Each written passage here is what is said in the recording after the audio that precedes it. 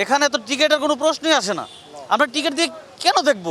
আমরা শুনে আসছি কাল থেকে যে এটা জনগণের জন্য উন্মুক্ত করে দেওয়া হয়েছে, অথচ এখানে আসে ভোগান্তির শিকার হচ্ছি। বৃষ্টিতে ভিজছি, অথচ লাইনের দীর্ঘ সিরিয়াল। এখানে টিকিটের কোনো ব্যবস্থা নেই। যারা অনলাইনে কাটছে তাদেরকেও ঢুকে দিচ্ছে না, যারা অফলাইনে কাটছে তাদের তো লম্বা সিরিয়াল। এখন আমরা যে টিকিট কাটবো, ভিতরে তো আমাদের যেতে হবে। ওনারা এক দুইজন করে লোক নিচ্ছে, কতক্ষণ নেবে? এটা তো আমাদের ভোগান্তি। এই বৃষ্টির দিনে মহিলা নিয়ে আসা, বাচ্চা কাচ্চা নিয়ে আসা, এটা আমাদের ভোগান্তি। তো এটা কে দেখবে?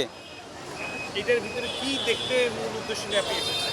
আসছি এটার জুলাইয়ের একটা সাক্ষী। আমরা জুলাই আন্দোলন করছি, আমরা জুলাইয়ের যে একটা সাক্ষী, এটা দেখার জন্য এখানে আসছি মূলত। এখানে তো টিকিটের কোনো প্রশ্নই আসে না। আমরা টিকিট দিয়ে কেন দেখব? আমাদের এটা জুলাই, আমাদের এটা অধিকার। এখানে যদি আমাদের টিকিট দিয়ে দেখতে হয় তাহলে যে কোনো সময় দেখা যাবে। জুলাই উপলক্ষে তো দেখার কোনো মানে হয় না।